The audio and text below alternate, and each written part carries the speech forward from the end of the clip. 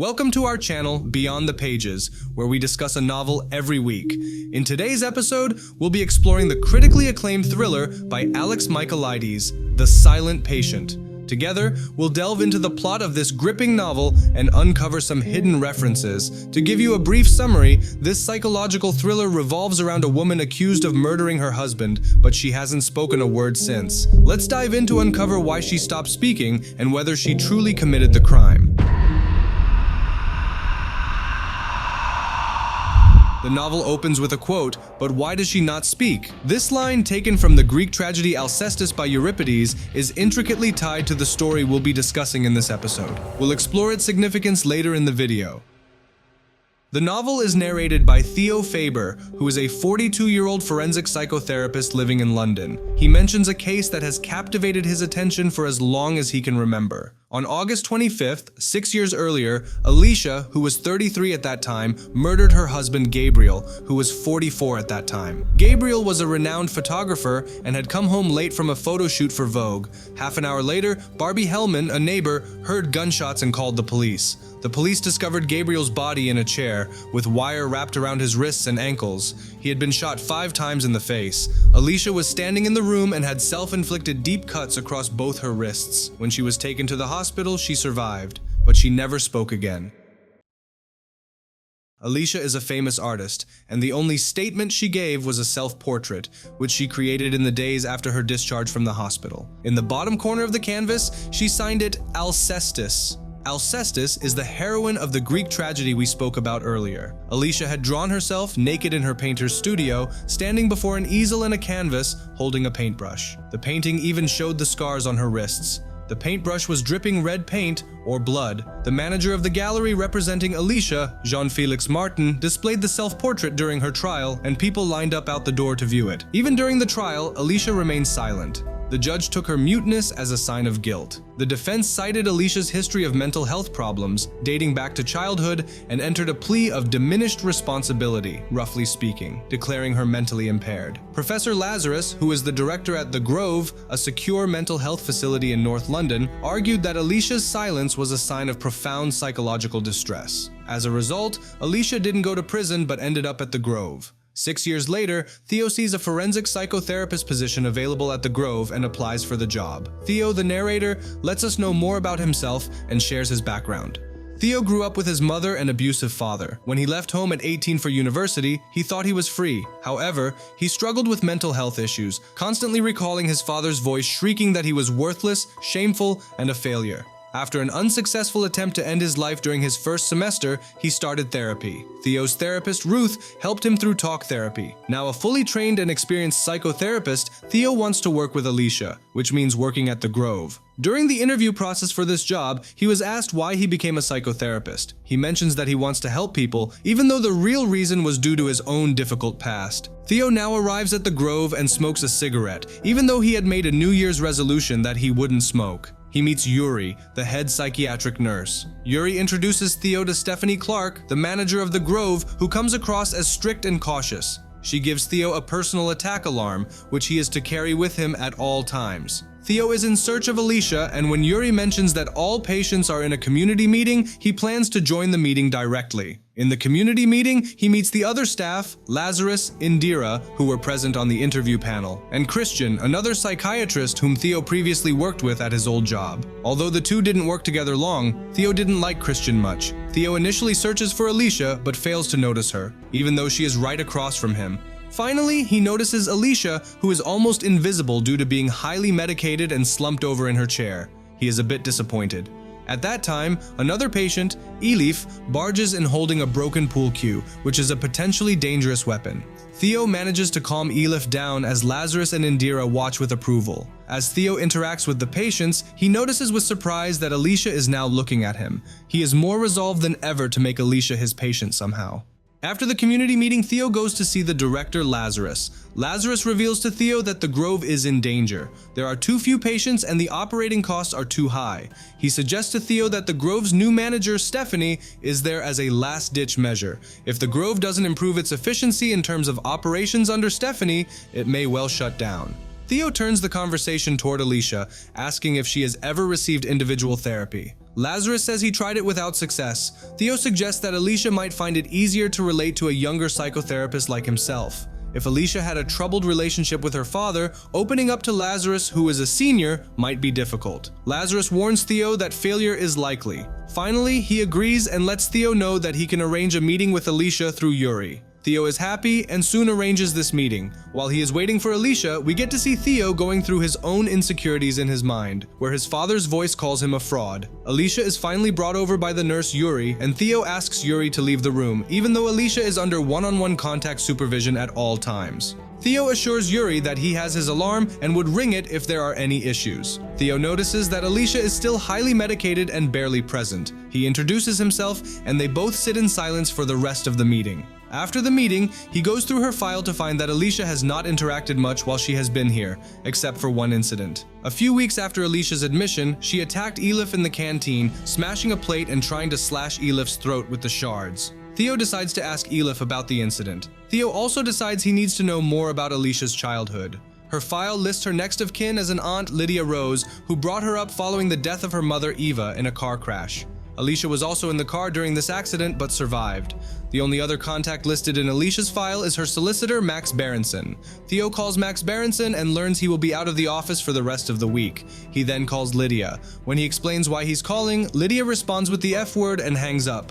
While leaving for the day, Theo meets Yuri and they go to a pub for a drink. Yuri asks whether Theo is married, and Theo admits that he is, to a woman named Catherine, who he calls Kathy. Yuri reveals that he too was once married but is now divorced. Before leaving, Yuri advises Theo to go home to his wife as he senses Theo's obsessive behavior with Alicia.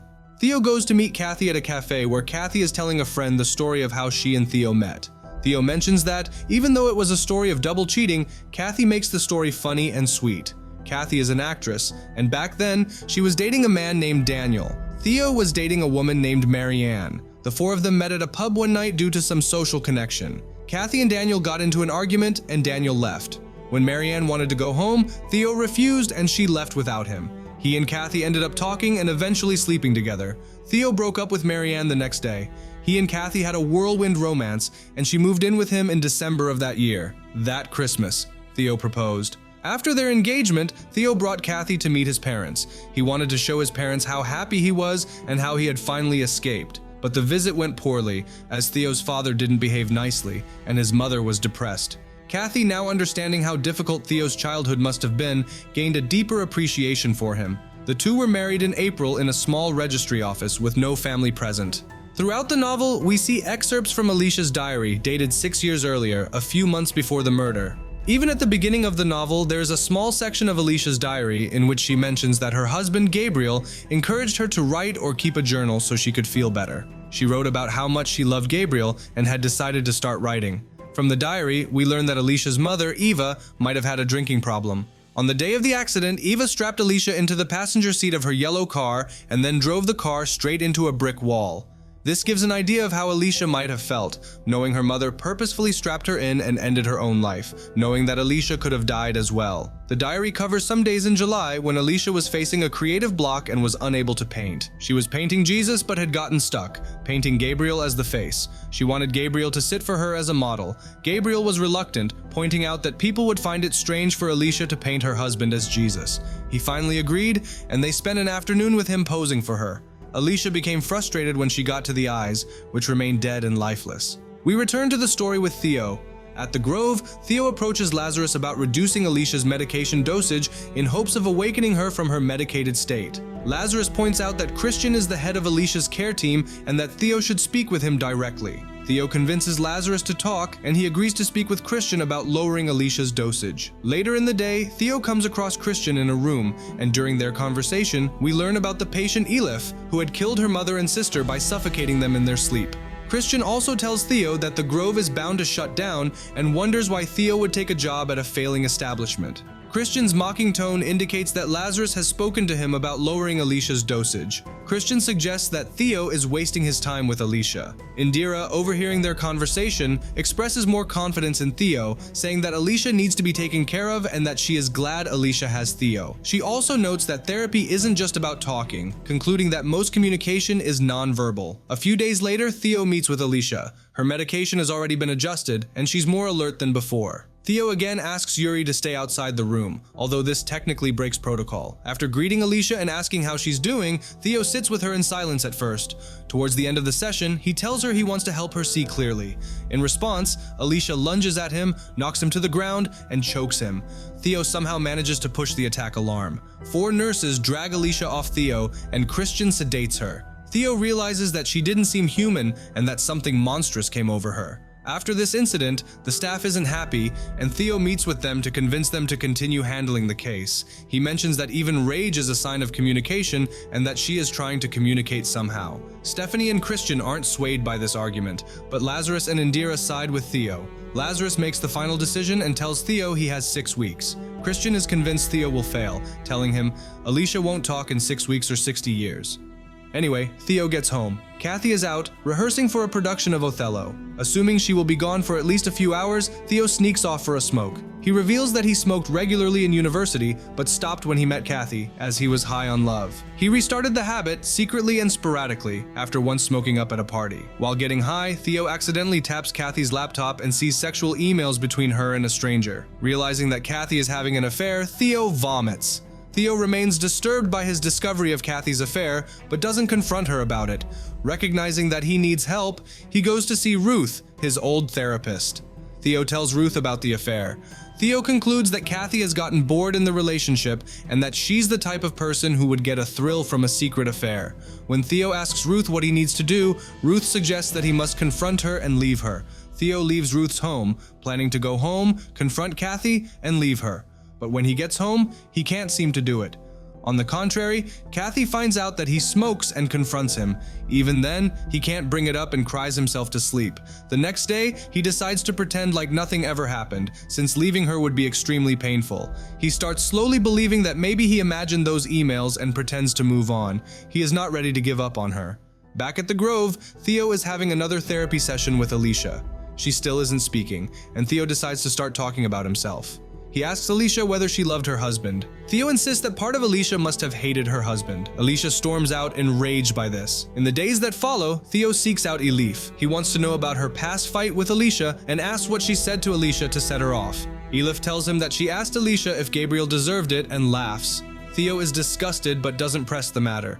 Soon, he gets a call from Max, whom he had previously contacted, hoping for more information about Alicia. Max reluctantly agrees to speak to Theo and suggests they meet at his office the next evening. The next day, Theo is in Max Berenson's office. Max is not only Alicia's solicitor, but also Gabriel's adopted brother. Theo turns the conversation toward Alicia. Max reveals that he had dinner with Alicia and Gabriel the night before the murder. He says they both seem normal, although Alicia was perhaps a bit more jumpy than usual. Max further confesses that he hated Alicia. He says that even before the murder, she exhibited mood swings, rages, and violent tendencies, and she had threatened to murder Gabriel. Max also reveals that Alicia attempted to end her life after her father's death. As Theo is leaving Max's office, Tanya, Max's assistant and fiancée, secretly tells him that if he wants to know more about Alicia, he has to talk to Alicia's cousin Paul. Tanya stops speaking when Max enters the room. Max then suggests Theo speak to Jean-Felix Martin, the gallery owner who displayed Alicia's work.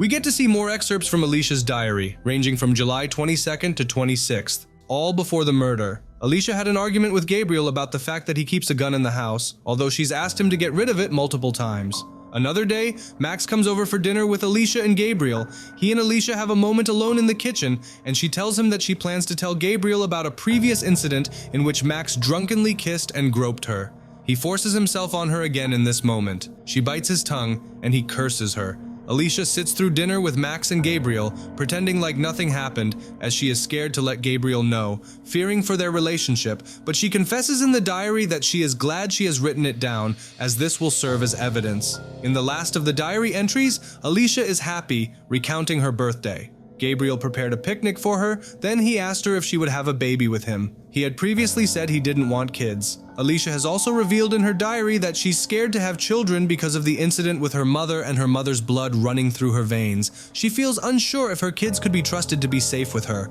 However, when Gabriel asks her, she is overjoyed and agrees. Back to Theo, he places a follow-up phone call to Max. Max is annoyed. Theo asks which hospital treated Alicia after her unalive attempt, and Max reveals that Gabriel had a private doctor come over and treat her, keeping the incident quiet. Theo asks more questions, and Max starts getting annoyed.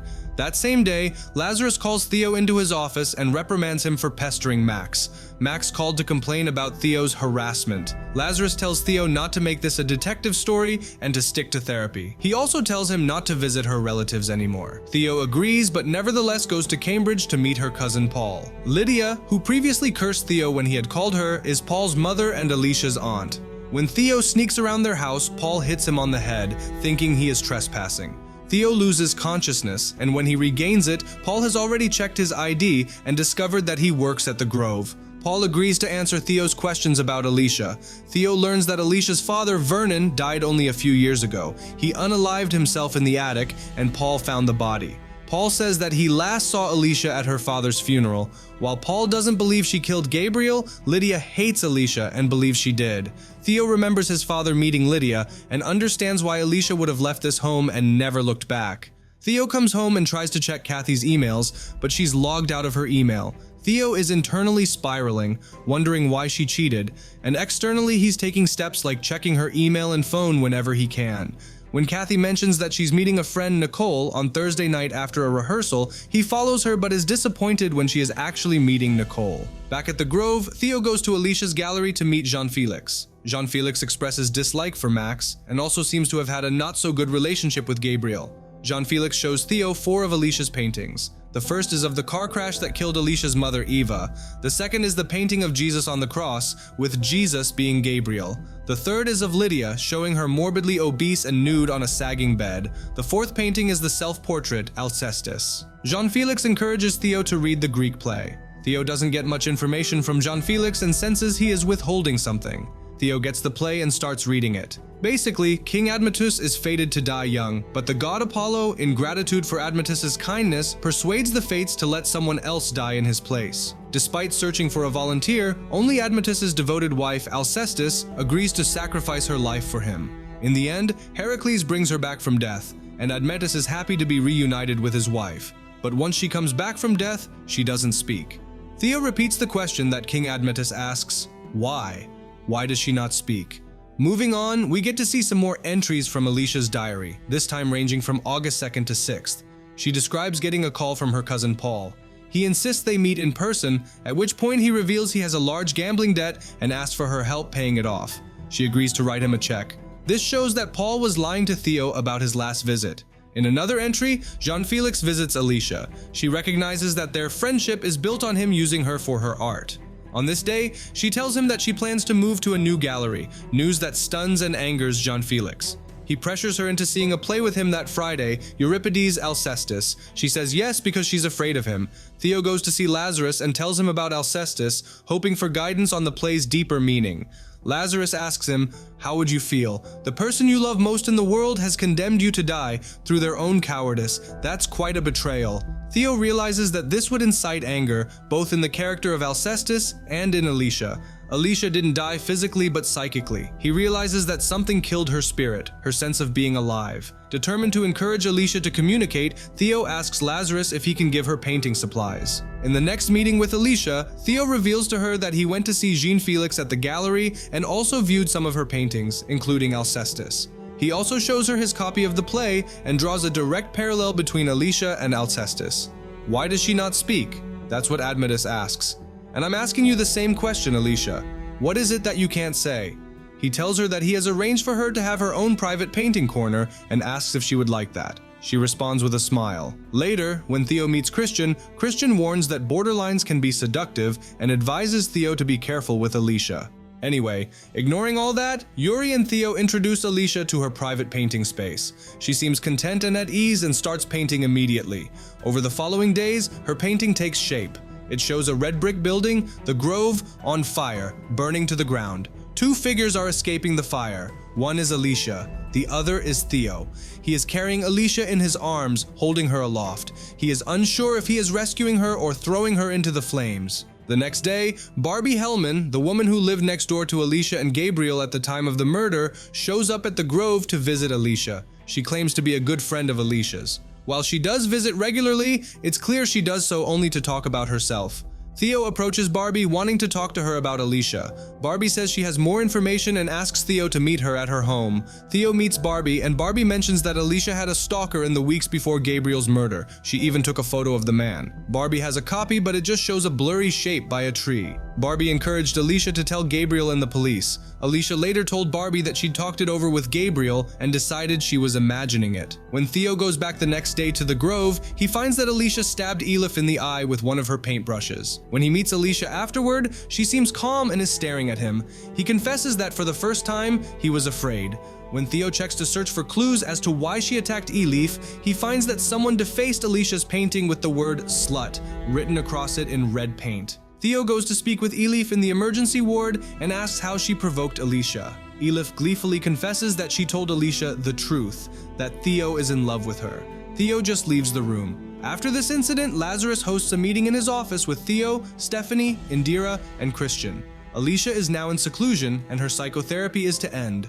Theo tries to argue, but the decision is final. Lazarus regrets allowing Alicia to undergo psychotherapy. Theo has a last meeting with Alicia. He apologizes for the fact that she is now in seclusion. He also tells her that he knows she's afraid. Finally, he tells her he is angry that she did not try harder. In response, Alicia hands him her diary, clearly intending for him to read it. Now we listen to the remaining content of Alicia's diary, with entries ranging from August 8th to 25th. Alicia notices a man stalking her. After seeing him on multiple occasions, she tells Gabriel. He suggests it might be Jean-Felix, but Alicia is sure this isn't the case. Alicia then tells her neighbor Barbie when she is extremely scared. She doesn't like Barbie much, but in a vulnerable moment, she discloses this information. Finally, Gabriel, thinking that Alicia is delusional, takes her to see a psychoanalyst, Dr. West. Dr. West also doesn't believe Alicia, reminding her of the fact that she suffered paranoid delusions after her father's death as well. Alicia agrees that previously she was actually sick, but now she is not. He prescribes an antipsychotic drug, but she secretly doesn't take it because she wants to be alert in case of a possible threat. Alicia starts hiding her diary and stays indoors for 3 days straight because of the stalker. On August 24th, the night before the murder, Alicia joins Gabriel for dinner with Max and his new girlfriend Tanya. Alicia has become convinced that Max is the stalker and confronts him. When he leaves the table to go to the toilet, she follows him and accuses him of spying on her. He laughs and calls her a crazy bitch, and she slaps him in response. Tanya witnesses the incident and, upset, leaves the restaurant. After this, Alicia no longer believes Max is the stalker, but she has no idea who it might be. On August 25th, she writes in her diary that the stalker is trying to enter the house. The diary ends with these words, "He's inside the house." Theo has also finished reading the diary. The diary has left many questions unanswered, and Theo is determined to get answers. First, there is the question of Dr. West, who treated Alicia privately after her father's death, and again in the weeks before Gabriel's death. Theo wonders why Dr. West didn't testify at Alicia's trial. He would have made a valuable character witness. Theo already seems to have the answer. He puts the diary in his pocket and goes to an office at the Grove, that of Dr. C. West. That is, Dr. Christian West. Theo confronts him with what he has learned from Alicia's diary. Christian reveals that Gabriel was an old school friend of his and asked him to treat Alicia secretly. Gabriel paid Christian under the table in cash, and Christian never declared this income. If Theo reports the incident, with Alicia's diary as proof, Christian will lose his job and his license. Theo demands Christian tell him everything he knows about Alicia. Christian describes Alicia as highly paranoid, delusional, and psychotic too. When Theo brings up the stalker, Christian labels it pure fantasy and notes that Alicia had a history of delusions. Theo talks to Alicia. He reveals that he knows about Christian being Dr. West. He tells her that the diary raised questions and says that some information doesn't make sense. When she remains silent, he gives her back the diary before leaving.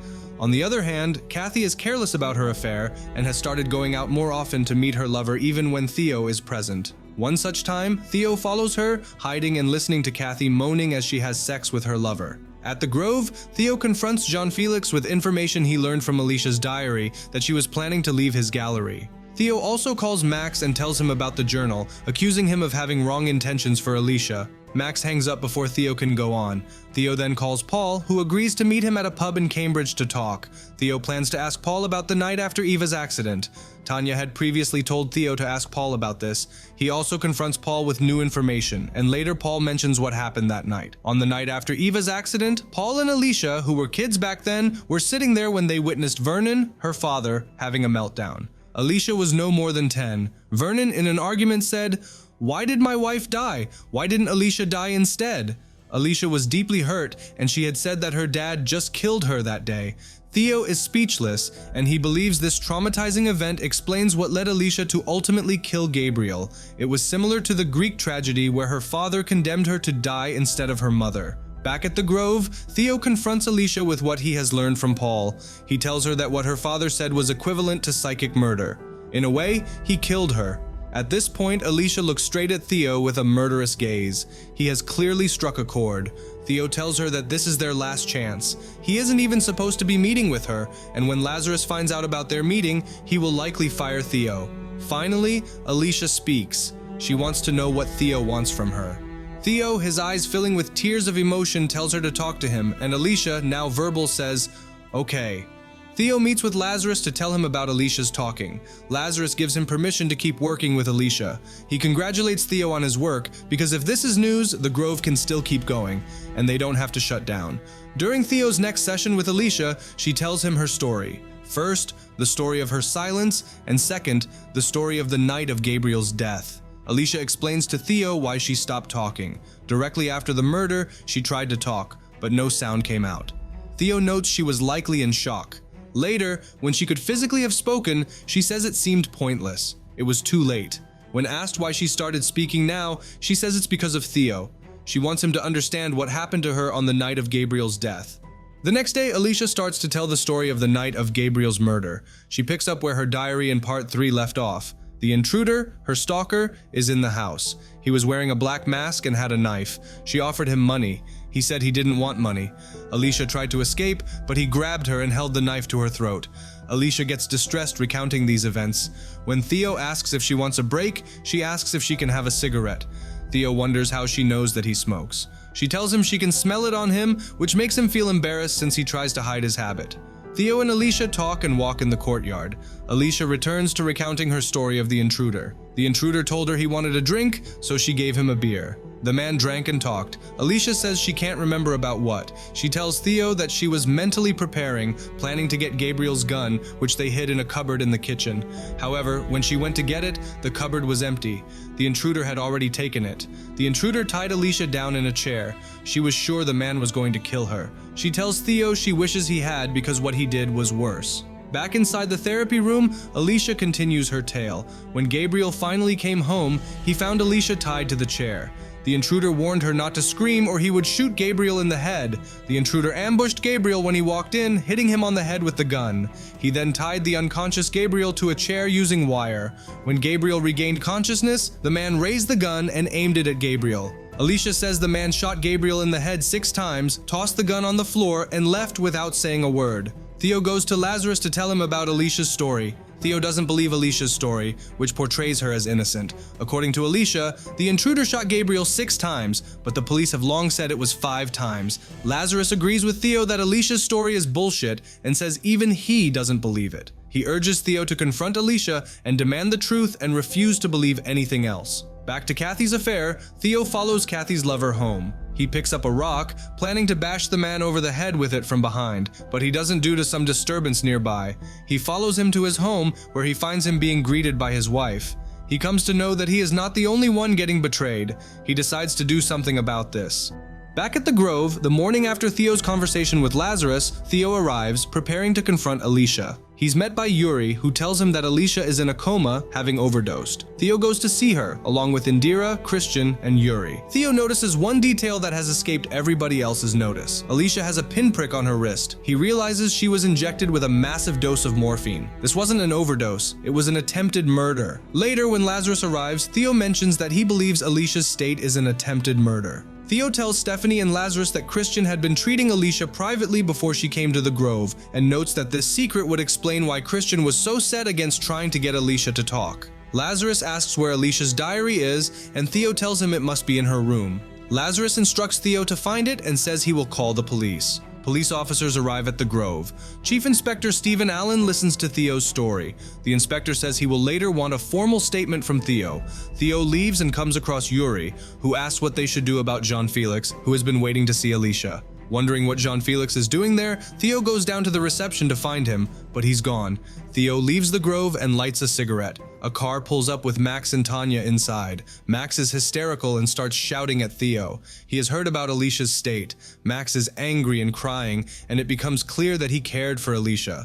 Max keeps shouting, but Theo walks away in silence. Back to Kathy's affair. Theo describes standing outside of her lover's house and watching the man's wife through the windows. He then puts on a black mask to cover his face, takes a knife, and enters the house. The wife sees Theo and is frozen with fear. Theo mentions that this was the first time he came face to face with Alicia Berenson. Dear listeners, this is the plot twist that we never expected. The stalker who Alicia mentioned in her diary was none other than Theo. Gabriel was the man that Kathy was having an affair with. Even though the novel presents the Kathy affair plot as present, this actually happened during the time of Gabriel's murder, 6 years earlier. It might make sense why Theo is obsessed with Alicia and wanted to work with her. We get to see a final diary entry, dated February 23rd, written by Alicia in her last moments of consciousness before she slipped into her coma. She mentions Theo saying that she first recognized him in the one-on-one therapy session in which she attacked him. Later, she lied about the way Gabriel died on purpose to test Theo. She could tell that he knew she was lying. He was afraid of her now, knowing what she might do with this power over him. Because of his fear, Theo injected her with morphine. Using her last moments of consciousness, Alicia provides the details of Gabriel's murder and what really happened. Theo confronted the couple with Gabriel's affair and then gave Gabriel a choice. Either he dies or Alicia dies. Gabriel said, "I don't want to die," essentially condemning Alicia to death. Theo tells Alicia Gabriel is a coward and then raises the gun as if he's going to shoot her. She closes her eyes and hears the shot go off. Theo has fired a shot into the ceiling. He then unties Alicia and leaves. He just wanted to show how much Gabriel cares for her. Alicia, mentally broken by Gabriel's betrayal, picks up the gun and shoots him. If you look closely, you'll see that a total of 6 bullets were fired, 1 shot by Theo into the ceiling, and 5 fired by Alicia into Gabriel. Anyways, in present time, Theo and Indira clean out Alicia's room. Theo can't find where Alicia hid her diary, but he is not aware that Alicia has written a final entry. He doesn't worry much about finding the diary. He decided to dose Alicia with the morphine after she lied about the details of Gabriel's murder, making it clear she knew who he was and framed Christian for the incident. On his way out of the building, Theo runs into a person from the trust. That person offers Theo a senior position at a new psychiatric institute.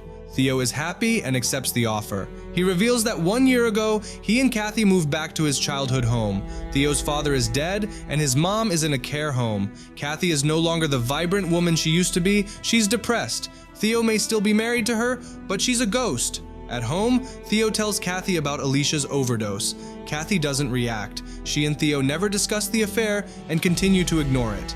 The doorbell rings. It's Inspector Allen. He wants to talk to Theo. Jean Felix went to the Grove to pick up Alicia's art supplies and paintings as he's planning a retrospective of her work. Jammed in the wooden frame behind a canvas, he found the diary. Inspector Allen reads the final incriminating diary entry aloud to Theo. Theo knows that there's no way out but is oddly relieved. The novel ends here. Now, let's discuss what actually happened.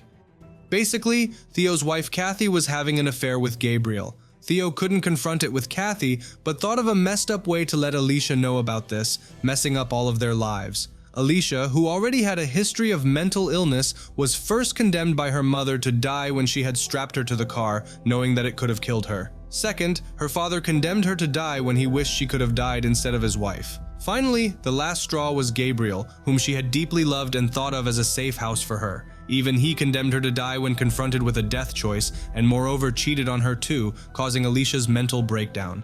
In spite of all that, Alicia at the end made sure that Theo was brought to justice. Theo, although being a psychotherapist, showed signs of mental illness. His relationship started with infidelity, and he didn't care much for his partner back then. Even after going through an abusive father, he didn't seem to want to save his mother from the same. He also felt little remorse for what he did to Alicia. He was just making sure that he was covering his tracks so that no one knew about him stalking her. There are places in the novel where he keeps checking if Alicia has mentioned her stalker to anyone else, and if so, what she has mentioned. He also justifies saying he never knew about her past and that what he did could have made her kill Gabriel.